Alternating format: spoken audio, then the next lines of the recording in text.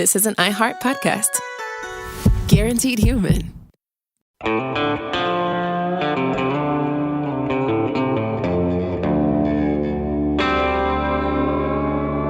Body Bags with Joseph Scott Morgan.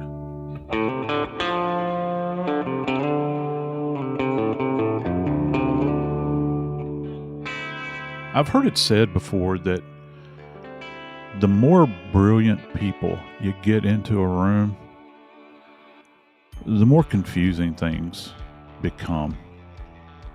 And that's the case sometimes in forensic pathology as well. Because everybody, forensic pathologists are no different than any of the rest of us, in that they all have their own opinions, which is good, but sometimes things can be kind of murky or confusing. And in our case here that we're going to talk about, there is a bit of confusion about a ruling relative to a death. But one thing is for certain. Alexandra Alex Pennig, who was 32 years old, sustained a gunshot wound to her head. And we do know that she didn't survive it. I'm Joseph Scott Morgan, and this is Body Bags. Dave, sometimes you and I know this. You're the guru. You're the guru when it comes to all things audio and production and all these sorts of things. And I got to tell you, I'm glad that there's not two of us that are brilliant, because you can help me walk through these with problems with little or no concern. I know that the content that we put out is going to sound good most of the time, I think. And it's because you're the bright one when it comes to all of that. You can help walk through technical problems, but sometimes, such as in this case today, it's hard to make heads or tails of things. And I think that sometimes we just throw our hands up and say, well, I can't call it anything other than what it is, and that is undetermined. And that's what we're left with here. I don't understand how that's possible. What does it really mean when manner of death is undetermined? Now, just so you know, today we're dealing with murder or suicide. The death of Alexandra Pennig. She preferred to go by Alex, 32 years old. She has a gunshot to the head. Boyfriend claims she grabbed his gun, ran in the bathroom, and shot herself. Police listened to his side of the story, and it didn't match the facts as they could see them in the earliest moments of the investigation. And so it was left to the medical examiner to tell him what happened. And the medical examiner, and by the way, when you have a prosecution, the defense has their own person to come in and say whatever the defense needs to say. And in this case, whoa. If the defense has enough money for it. Right. Yeah. Yeah. You got to be clear about that. Should have been very clear. And in this particular case, both of them, the prosecution, the actual medical examiner, and the one hired by the defense had the same thing. The manner of death is undetermined. What does manner of death mean, Joseph Scott Morgan? Yeah, well, there's only 5 to select from. And when it comes to violent deaths regarding firearms, which is what we're going to discuss, most of the time it's going to fit into one of those two categories. It's either going to be homicide or suicide. Accidental is an outlier.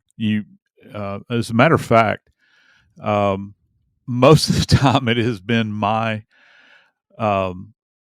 in practice, it was, if someone told me that it was an accidental shooting, I'll say, you have to clearly explain this to me, how this was an accident, before I'm going to bite on that, because those are a rarity when you compare it to the number of suicides we have in this country, because they outpace homicides.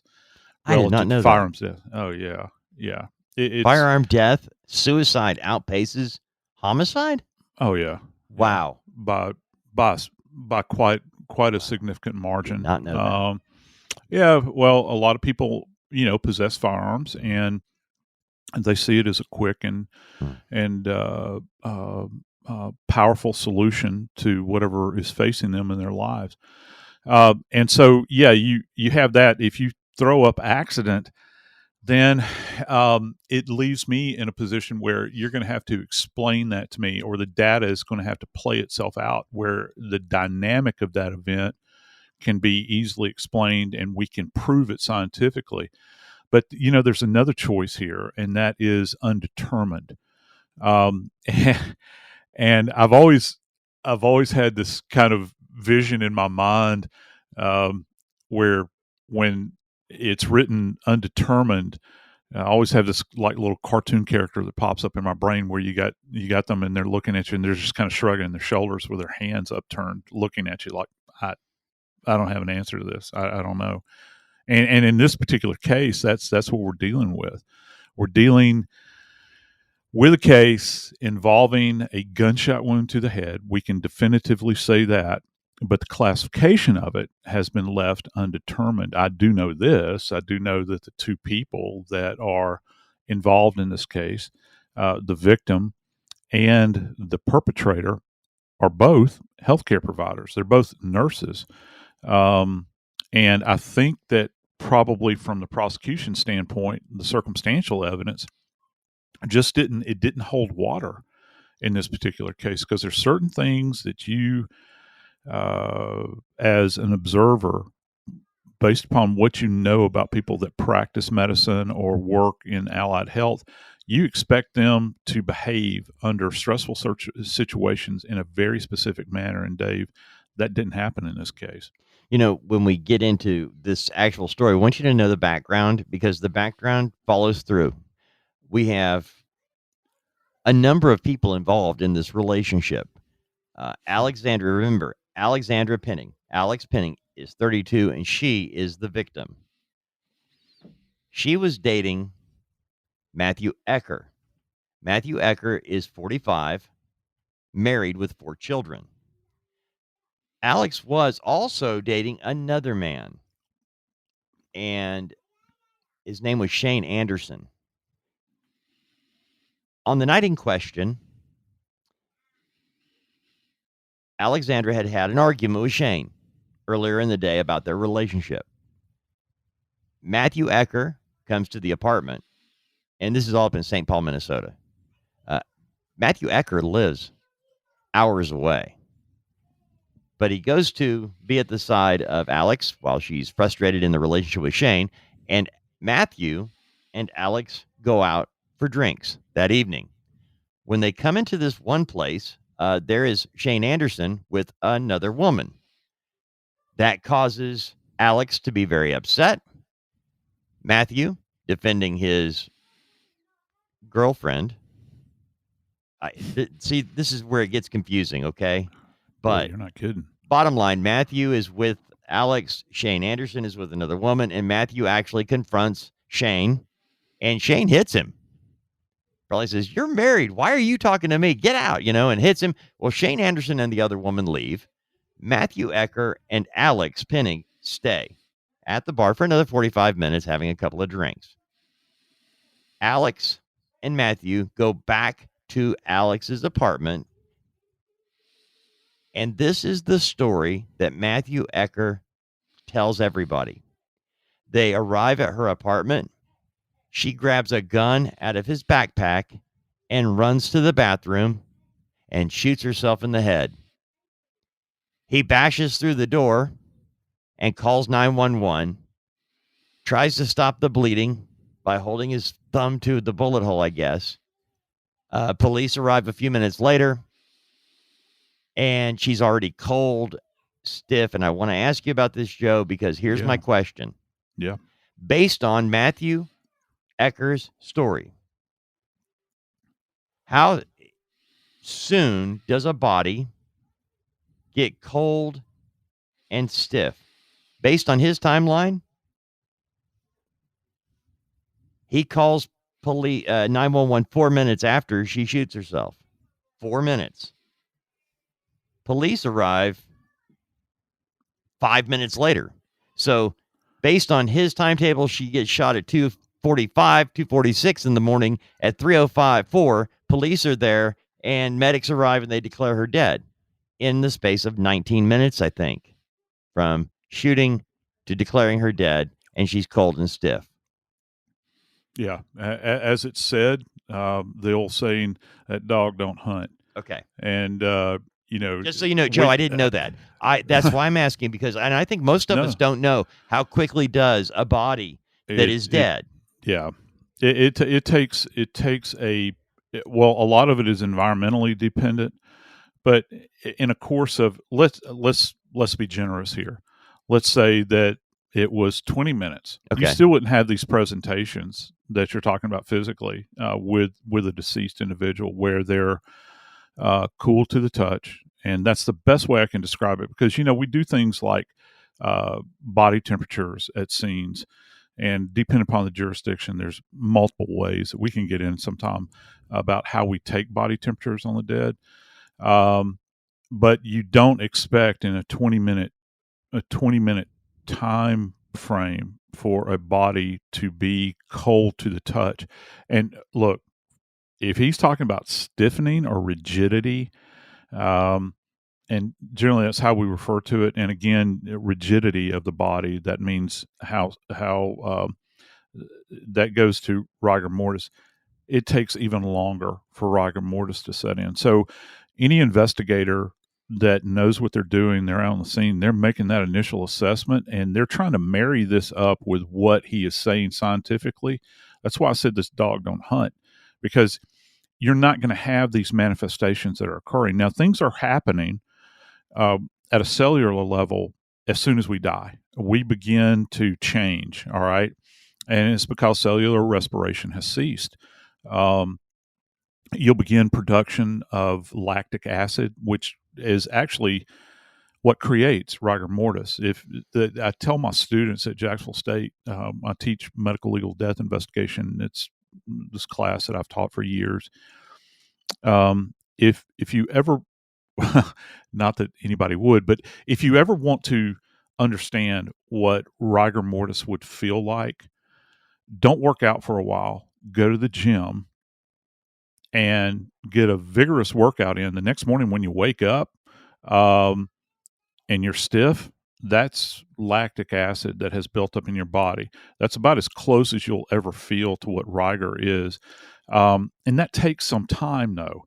And, that's happening at a cellular level, but it's not happening this quick. There's no way.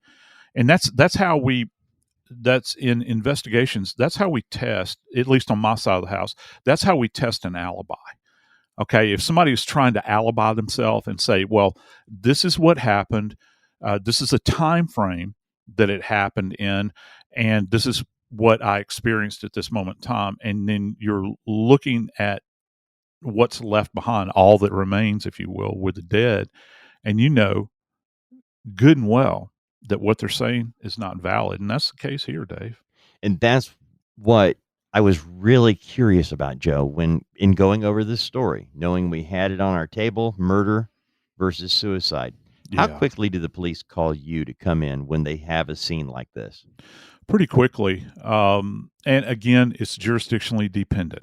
Okay. So, but up in, if you think about the Twin Cities, if you think about Minneapolis, St. Paul, I was friends with the chief investigator for Hennepin County for some time, a dear lady who was at the top of her game. She was a former nurse, and she was the chief investigator. And that's a top flight office that they have in Hennepin County. Their response would have been, as soon as the police have visualized the scene and they know that this person is in fact deceased, they're going to say, start the ME, and they're going to say, start CID. And CID is the Criminal Investigation Division, and start the crime scene unit. So all three of us would essentially head out simultaneously from our different offices. We'd show up pretty quickly. And the sooner that we can get there to do the assessment, the better. because the further you move down that timeline away from when the actual event occurred, you're losing data, and then the environment is producing other data that might skew your conclusions. All right, so timeliness is a huge factor in everything that we do. Matter of fact, I think our our entire existence is kind of based upon we examine for trauma, but one of the underpinnings of what we do is we're trying to analyze time. We're trying to analyze a timeline and trying to understand what is happening within a specific period there, and does it marry up with the narrative that we're being given.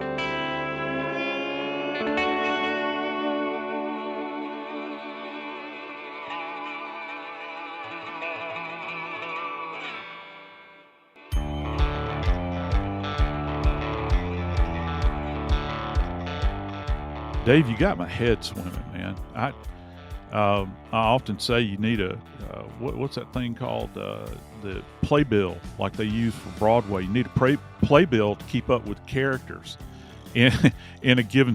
And I'm thinking about Ecker, who is a married man with 4 youngins, man. Right. Four, and he's involved in an ongoing relationship with this young lady who's 32. She's, I don't know what, roughly 12 years younger than him, which is fine. I mean, that's their thing. They can do, but yet he stated in an interview that he had been involved for some time with her, and that I think for 2 years, and that they were involved. They had an open relationship. Right. Well, it seems like open is the key word here. I mean, he's open to a lot of things. Right. And it's not turned out well on either end of the spectrum here for him, and certainly for Alex, who's now deceased. I don't know what was going on in the relationship because Alex is dead. What we have left, just like his story, we have Matthew Ecker's story of what he says happened. And by the way, according to police, his story changed. We can kind of understand the relationship dynamics in that Alex at 32 and a nurse involved with an older married guy. We don't know if Matthew Ecker's wife knew of the relationship before, but we know that she did divorce him when this came out. I don't know Shane Anderson. I didn't even want to mention his name, but I had to mention his name because as part of the story, there was something going on here that caused, or seems to have caused, Alex to be upset. And the part that I have the most questions about is what happened when they got back to the apartment. Because Matthew Ecker's story, and this is why I'm asking you, Joe, about how soon a person does get cold and stiff, because these are professional. Matthew Ecker is a professional nurse. He's a nurse practitioner. He works in the emergency room. This is not his first, bullet wound he's ever seen, I'm going to assume. Lord, no, it's not. And the story he tells, you just say that dog won't hunt. So let's go over this really quickly. Because when police found Alex, she's laying on the floor of the bathroom. Her legs are straddling the door. The gun is placed on her chest. I say placed for a reason. And her hands are near it. By the way, Alex is right-handed, but the bullet wound was on the left side of her head. Yeah, GSW to the left side. All right. Now, while nothing is impossible, have you known of a case where somebody who was right-hand dominant to shoot themselves on the left side of the head? No. Also, do women usually shoot themselves in the head or the heart, Joe? Yeah. Let's go with the first one first. All right. The first one first. I like that. So, if they do change hands, it is it's an outlier. It's not something you would come, because it's like picking up a pencil. It's like picking up a golf club or picking up a baseball bat or picking up your knife and fork. You're going to use your dominant hand. Now, I don't know how much experience Alex had with a weapon, but one of the questions we always ask, Dave, when we're doing a suicide investigation, which suicide investigations are, first off, I've always felt as though, for me, that suicide investigations are much more difficult than homicide investigations, because most of the time you don't have a witness to it. And so you're having to draw these conclusions based upon what the science is telling you.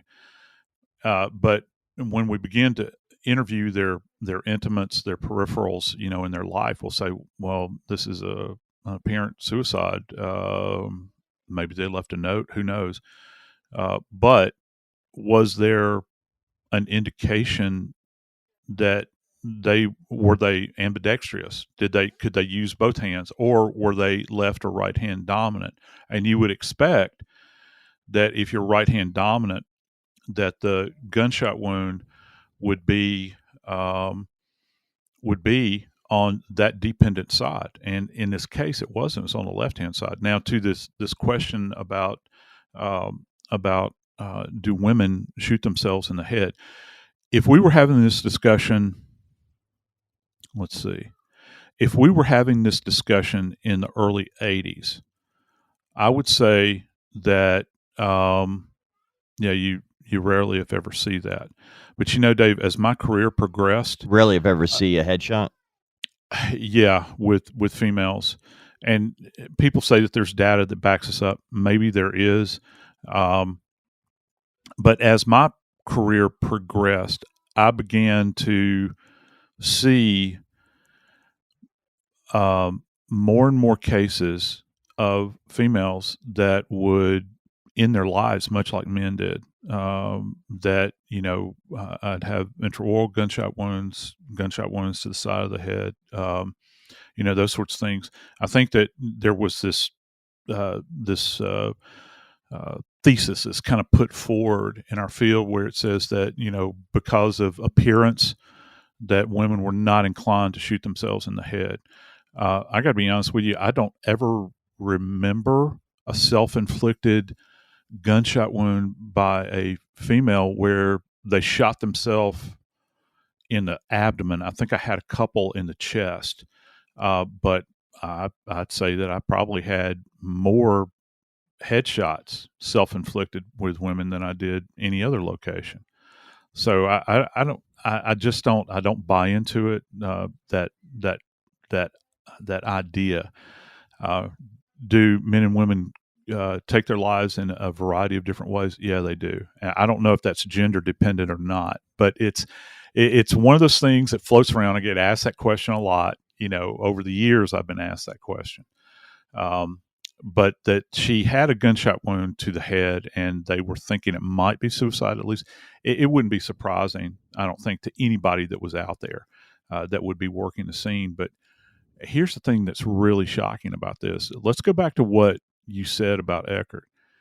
Not only is he a nurse practitioner, Dave, he's working as a nurse practitioner in an emergency room setting in, let's face it, a major metropolitan area.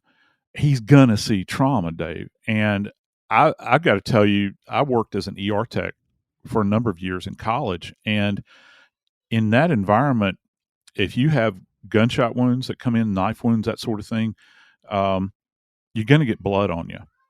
You're going to have it on you. I mean, that's the nature of what you do. You can put on gloves, but you'll even get blood up above your wrist onto your elbows, those sorts of things. You'll get blood if you're wearing scrubs, which everybody does. That's why you wear scrubs, because they used to be almost disposable. You would get blood stains on you. You could go to the closet, get a fresh pair, and change out. So you would expect him, if he allegedly attempted to stem the bleeding by placing his hand or his finger over the defect in her head to stem the bleeding. Dave, if that were the case, he would have blood all over his hands. There's a high probability that she probably clipped cerebral artery in there, so it's going to be pumping blood out. It could spray onto him. There's really no trace evidence of blood on him. So I think that's really making the cops question what's going on. Ecker actually claims that he washed up. Now, Ecker claims that when he opens the bathroom door and sees Alex, she shot herself in the head. He claims he tried to stop the bleeding. Short of that, before he calls 911 to report what has just taken place, he took the time to wash himself up. And he tells police he did it in the bathroom sink. And he washed with soap. He then calls 911. And he says he called 911 within 4 minutes of the shot. So you've got him coming to the bathroom, finding his girlfriend on the bathroom floor with a gunshot wound to the head. He then removes the gun. He takes the gun and puts it in a suitcase. Then he comes back in after trying to save her life, washes up using soap and water, and apparently cleans the gun as well, because he then places the gun on her chest and calls 911. Police arrive minutes later, and the first thing they notice, he has no blood on him, and the gun is remarkably clean. Yeah. Despite the nature of this scene, the gun is scrubbed clean. The fact that he uses soap and water on his hands to ostensibly clean up blood, like that would be the worry at that particular moment, makes no sense. And the bathroom sink is dry. Yeah. The bathroom sink is dry, but he tells them he just used it to wash his hands. By the way, blood on the floor of the bathroom is drying already. Yeah. I wonder how long it takes at a scene. Yeah, it takes a while. I'll put it to you that way. Again, I hate to kind of weasel out of the question, but it's going to be environmentally dependent, and it's going to be dependent upon the surface in the bathroom. Are there carpets in there? Is it a tile? What's the temperature inside of the room? What's the temperature of the floor that's going to promote this? Because, when you get drying blood, you're at that point in time. And when I say drying blood, I'm talking about dried blood that's beginning to flake, or it has the appearance that it doesn't have, let's see, the tension of the blood surface itself has diminished to the point where it's almost at the same level as the floor that it's on, or the surface that it's on. It's lost all of that, and it's beginning to almost look like paint. That takes some amount of time. I'm thinking beyond an hour. I would think, and it's really hard to judge that. But here's another thing with the weapon. And by the way, this is kind of interesting. He was a licensed firearms carrier. He had a carry permit, and he had kept this weapon, according to him, in his book bag, which you'll see a lot of nurses that are coming in and out of the hospital that carry book bags. They almost look like students, and they've got extra changes of clothes in there. Their whatnot, is carried around in there. He carried his weapon in there, and Alex, according to him, she had an awareness of the weapon, that he had one. Before she went into the bathroom, she went into his bag and retrieved this weapon. She knew it was there and went into the bathroom and showed it to him. Okay, she grabs it, and according to Ecker, she has the gun in her hand, and she is walking backwards, telling him, "Don't come any closer, I'll shoot myself," and backs herself into the bathroom, then shuts the door. And he says within 2 seconds of the door shutting, he hears the gun go off, opens the door, and finds her. That's why this timetable is very important to the whole story, because from the moment he calls 911 to the minute cops arrive, it's a very short window. Very, very short. There's something else that goes into this too, Joe. According to the story Ecker told police, he moves the gun, and he moves the gun, puts it in a bag, then brings it back and places it on her chest. He says he tried to save her life, that she was breathing when he first got there. He tries to stop the flow of blood, but they asked him, "Did you perform CPR?" Again, going back to the blood that would be everywhere. And he says, "No, I did not do CPR because I didn't know what to do." How does a nurse practitioner working in an emergency room not know how to do CPR? You can't, and that's that's what's so odd about this. In order to work in an emergency room, or if you're going to be, let's say, if you're going to work in ICU or one of these places, critical care units like this, you have to be certified in advanced life support. And first off, CPR is that's the bottom line. I mean, these people go through such training. I mean, nurses are are the lifeblood of a hospital. You think about doctors, forget it. It's the nurses that run the show, and they control everything that's there, and they are trained. And if you're not trained, if you can't keep up in that environment, you can go find another job somewhere, because they got other people that'll take your job really quick that are proficient at what they do. This guy would have had to have been certified in advanced life support, and he would have understood the principles behind CPR. And here's another thing: if he had done compressions on her at the scene, did you know that with a gunshot wound to the head, one of the things that also happens is you'll get this fracturing of the skull, obviously, because you're creating, you're cavitating the cranial vault, and you've got these fractures that go on. The victim, as you're doing compressions, you'll actually get blood from the nose, the mouth, not to mention the defect in the head. So yeah, it would be a bloody mess. I wonder if he had an awareness of that as well. What I'm not so much concerned about the absence of blood on his hands, Dave. What I'm really interested in, since he's saying that this is in fact a self-inflicted gunshot wound, why is there no blood on her hands?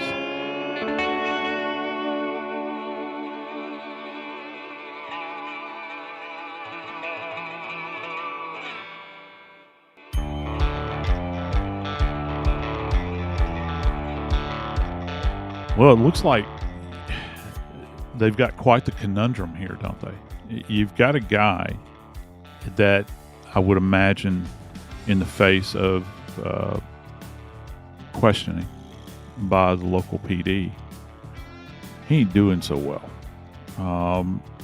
But yet you've got a young lady, and we'll go ahead and say it plainly because it's already out there. She's got some real emotional issues. I mean, she's fought anxiety, depression, all these sorts of things. As a matter of fact, Ecker has been providing her with benzos for anxiety, and has also been providing her with Adderall, kind of mood stabilizing. And so you think about that. She's got all this dynamic going on with her, and you have to consider that that maybe taking her own life is on the table as far as an investigator. You have to be able to take all of that into consideration.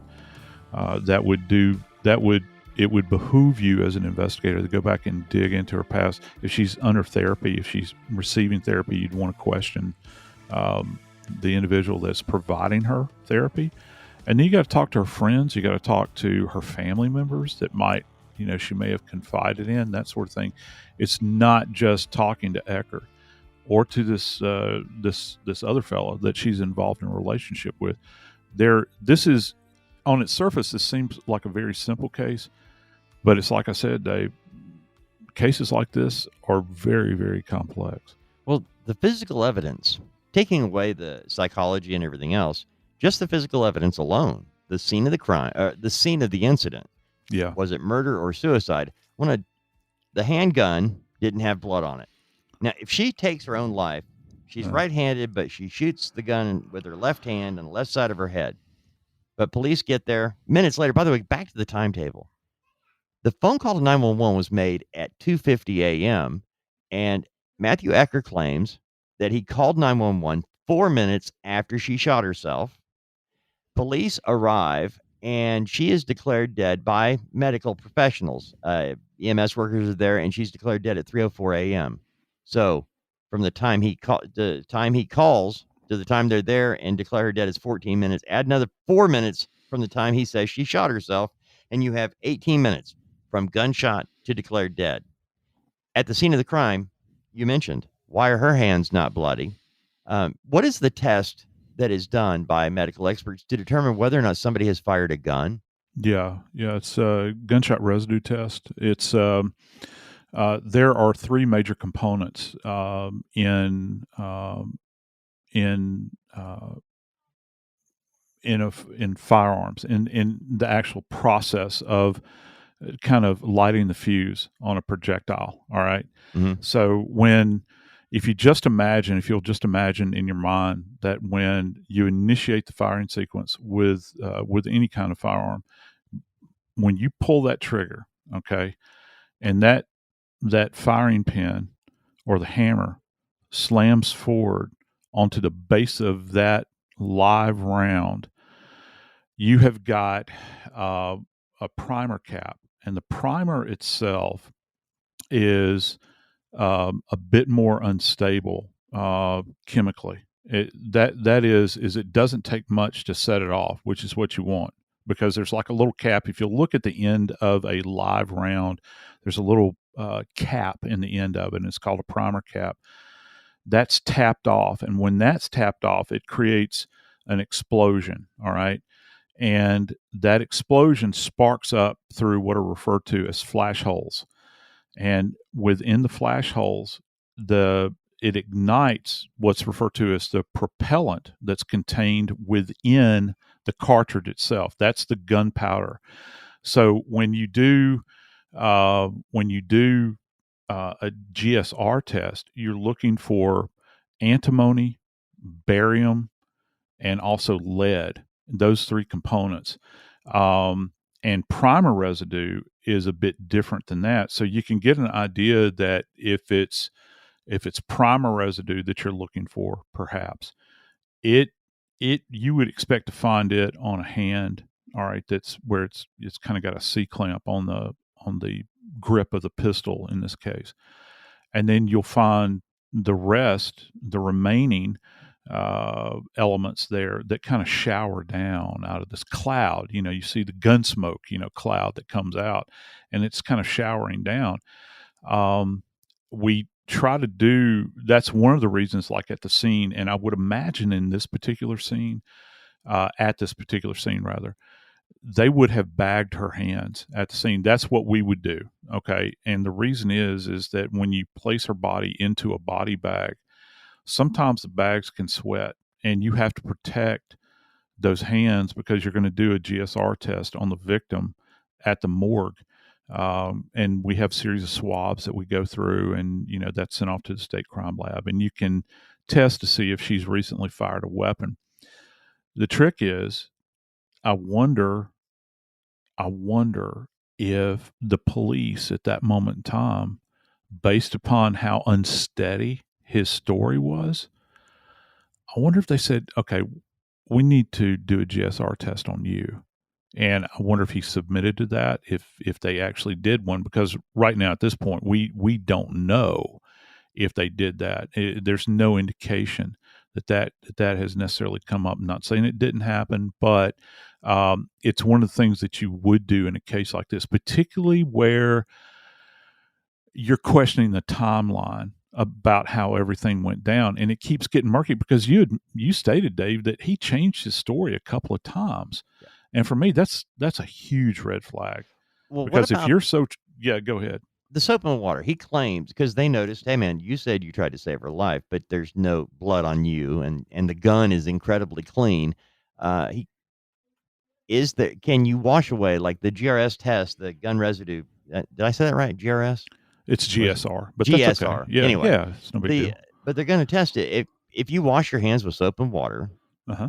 can you wash away that residue so that you do a test on me and it's like, I'm sorry, man, it's just soap and water. I had to clean up the blood. It's my gun. I touched the gun. I mean, is there Hmm. a way that he now can explain any kind of residue on his hands? But I use soap and water to clean them. I mean, Yeah, and just because you have these results, first off, GSR tests are not foolproof. People think that they are. They're not. all They're right. not. And so So it's that's why they're not putting a whole lot of heat on that. All right. yeah. That There's explains it. not. I wondered, Joe. I didn't know. I I'm not assumed. gonna. I'm not gonna say that GSR is in the same realm as like a polygraph. Okay. Okay, it's not like that, Mhm. but you're not necessarily, they did one study years ago with people that worked in, what was it? They worked in munitions factories, and they would randomly test people with GSR in those environments, and they would come back with negative results. And these people have been handling munitions, for days and days. And I always found that kind of interesting. They put a lot of weight on these tests, but, I don't necessarily think that GSR is required in this case, because he's kind of betraying the original narrative here. He's keeps deviating from the story, and that's a circumstantial evidence, but still he's the only witness to all of this. He was an ear witness to any kind of statements. He certainly saw what happened that evening, and I guess you begin to think about, well, what would be his motivation to do this to her? Why would he take her life? And you think about, maybe it all came to a head that night in a bar where he gets into this tete-a-tete with this other man in her life. He's married. He's got 4 kids. Maybe he had this moment in time where he's like, what am I doing? And the only way that he can see to solve this is perhaps taking her life. I don't know. The weapon itself, though, when you look at it, there's also, they were talking about how clean it was. Many times, not every case, but many times with self-inflicted gunshot wounds, Dave, you'll see evidence of what's referred to as blowback on weapons, where you'll have blood that will come back onto the surface of the weapon. And if it's a close contact gunshot wound, which I really want to get into here, you would have, I've worked cases where I've had skin, hair, brain matter in the muzzle of the weapon, where it blows back down the barrel. You'll actually have that occur because, that barrel space is empty. After that projectile, it happens in a flash, but after that projectile exits the barrel, it cavitates into the skull, and you've got this energy that's forcing backwards toward the point of origin of this thing, and you'll get this kind of distribution on the surface of the weapon. They're not seeing that here. So I think that's the position that this puts the forensic pathologist, and I say pathologist because we're plural. We've got 2 of them, Dave. We're talking about two highly learned, I guess they say, learned people here that are board certified forensic pathologists, and they both arrive at the same conclusion. They can't say that this is either a homicide, a suicide. They can't say it's accidental. So their default position here is, it turns out to be undetermined in this particular case. I find that quite fascinating. But it does end up going to court. Matthew Ecker is charged, and it goes back to the reason I was hitting the timeline so hard is because you really are dealing with 18 minutes from start to finish on her death. Yep. And his story did change. It didn't make sense. He's a nurse practitioner working in an emergency room, didn't perform CPR or do anything he knows to do. And he was clean. The scene was clean. Blood was drying. There's nothing in the sink indicating anybody had washed anything in the sink in the bathroom like he claimed. The evidence didn't bear out his story. So they took it to court. He was charged with her murder. It has been adjudicated, Joe. What's our conclusion here, Dave? Is he now cooling his heels in state penitentiary? Matthew Philip Ecker, 45 years old. His wife did divorce him, by the way. The father of 4, convicted of the sole count of second-degree intentional murder, not premeditated, for shooting 32-year-old Alexandra Lee Pennig in the head, December 16th, 2022. I've got to tell you, at the end of the day, you think about all of the effort that went into living the lives that these people lived, the desire to help people in healthcare, the desire to get all of the education that's required, those hoops that you have to jump through, and to throw it all away. I'm Joseph Scott Morgan, and this is body bags. This is an iHeart podcast. Guaranteed Human.